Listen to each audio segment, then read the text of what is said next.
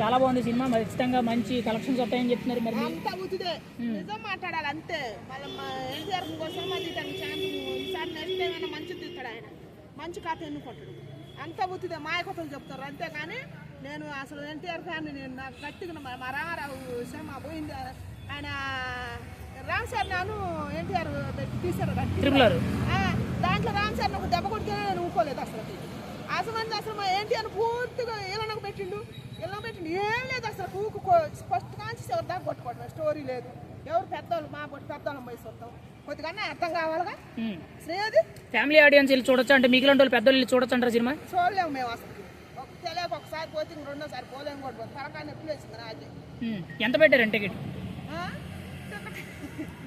Ticket ఎంత పెట్టి పాడు చేస్తే అసలు మా పాడు చేశాను మా హీరో అసలు పోయింది. ఒక మాటలో ఎన్టీఆర్ గారిని మీరైతే ఎలాంటి రోల్లో చూడాలనుకున్నారు, ఎలాంటి సినిమా తీయాలనుకున్నారు? ఒక అభిమాని మా సింహాద్రి టైప్లో మరి రాఖీ వచ్చింది కళ్ళ నీళ్ళు ఇప్పుడు కూడా చూస్తాను నేను ఎన్నిసార్లు చూస్తాను. అట్లా తీస్తే బాగుంటుంది కానీ ఇదేంది అంతా కనుక్కోవటం కొట్టుకోవటం. అసలు ఆయన ఇళ్ళనకు పెట్టిండి హీరో టైగర్ దశపోయి ఇళ్ళనకు పెట్టింది ఎంతయ్యా తీసి ఫ్లాప్లు వచ్చినాయి ఎట్ట కుదురుతుంది అంత పెద్ద పెద్ద హీరోలు తీసుకుపోయి ఆర్డర్ మేము 2 కార్లు ఎగరేసుకునేది ఎట్ట.